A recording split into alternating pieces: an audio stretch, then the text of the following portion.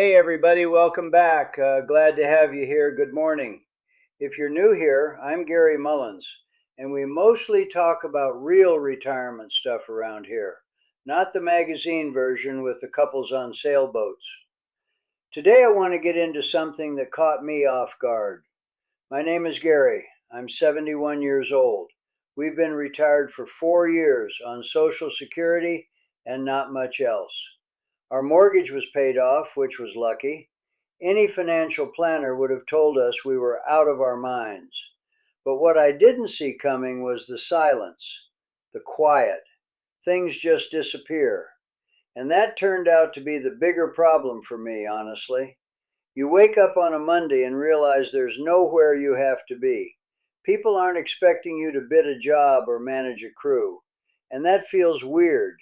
Not good weird like being on vacation. It's the kind of weird where you're standing in the kitchen at 10 a.m. wondering if it's too early to check the mail for the second time today.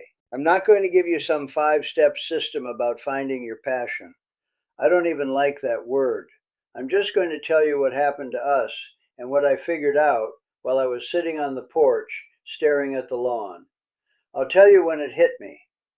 So we're at the diner. Same place we've gone since Todd, our youngest, was born. Diane looks up from her coffee and just says, real casual, I think I'm done with working. No gold watch, no party. We just decided right there over eggs. It didn't add up perfectly. But I looked at her and I said, okay. That kind of changed how I thought about it. So I want to go through 5 things I've noticed. Things I wish I'd known before I turned in the keys to the truck. And the one that hit me hardest is probably the last one. If you're already retired, or you're planning to, this could help you save months or years of adjustment time. The first thing I noticed was how much I missed having somewhere to be. Not the job. I didn't miss the job, but that sense of you get up, you have a reason to get dressed, somewhere to go, people are expecting you. I ran a painting business for 30 years. The crew needed me, the homeowners needed me. I had meetings, deadlines, bids. Even when I hated the job gave me a shape for my life. Then one Monday, nothing. The guardrails were gone. It felt great for about a month. Diane would tell you I was driving her crazy, following her around asking what she was doing. She finally told me, Gary, you need to go find something to do under your own steam. That's when I figured out it wasn't about losing structure. It was about getting the chance to build a new one. Look, Susan has her routines now, centered on what recharges her, not some boss or customer. That realization, it turns from disorienting into something that feels more liberating, actually. Second thing that goes silent, the friends. Work friends mostly. This one was harder than I expected. When I was working, I had guys I talked to every single day. My main crew guy, we'd been together 15 years. I thought we were friends for life. But once the business wound down, the phone just stopped ringing. I realized those guys were friends because of proximity, because of shared interests, which was work. Now that proximity and shared interests, they've changed. I don't fully understand why, but it's just a natural drift. I looked it up once, and for guys especially, our social lives are built around doing. When the doing stops, the talking usually stops too. I had to learn not to take it personally. My old buddies are still busy. They still have the full schedules and the deadlines.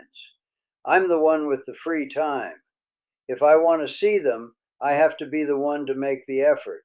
I have to show up at their lunch spot. I looked it up once, and I shouldn't take it personal if they're busy. That's just what I gather from talking to other guys. Third thing, work ambition. This thing stays around for a bit, but then it goes quiet, and you have to replace it. A client told me recently, I don't miss the pressure, but I didn't realize how much energy I was spending on things that didn't matter to me. Our brains want to feel progress. That's what I noticed. I don't know why, but growth and accomplishment feel good. Without challenges, retirement can feel very empty and boring. He had this competitive energy that pushed him for decades. The crucial thing he needed to do was replace that ambition with a new goal, some sort of challenge. He started restoring classic cars in the garage. His spouse has a hiking goal, checking off trails around the U.S. He redirected the energy. The key is choosing challenges that matter to you personally. A new fitness goal, maybe, gives you a reason to get up each morning. Fourth, the constant urgency and pressure. This is going to be a good thing, but it's an adjustment. When you're working, you're always rushing, always trying to squeeze productivity into every minute, worrying about the next meeting or the next customer. That frantically rushing around energy just dissolves in retirement. What's left is that ability to move into your day at your own natural pace. Look, this is an adjustment. It feels disorienting for many. I looked it up once, and for guys like me, we're not used to it. I'd be standing in the grocery store aisle trying to compare the price of coffee, and I'd realize I'd been standing there for 10 minutes. I'd feel weird guilt, like I was wasting time. But then I realized, what else am I supposed to be doing? Nothing is an emergency anymore. And the last one, the hardest, work identity. Even if you didn't love your job every day, you most likely still defined yourself sometimes by it. When you retire, you stop being defined by what you do, and you really start being seen for who you actually are. A doctor I know, for 30 years he was Dr. Smith. When he retired, he wasn't Dr. Smith anymore. That was tough for him. I ran a painting business. When I retired, I wasn't the painter guy anymore. The shift doesn't happen overnight. That realization is what happens. Your worth was never really tied to that performance or those metrics. It was always tied to being who you were and helping others, like contribution and creativity. That's what people see now, the you. I'm not going to tell you it all worked out perfectly. Some days I wonder what I'm doing. Diane walks every morning. I haven't joined her yet, so I'm figuring that out. But mostly it's okay. More okay than I expected, honestly. That's the real version, I guess. If any of this sounds like your life, leave a comment. Tell me what went quiet for you or what you're doing. I actually like reading those. It's helpful. If you want more of this, honest, no expert retirement talk, stick around and subscribe. That's what we do here. No fancy advice, just the truth as I see it. All right. Thanks for being here. Take care.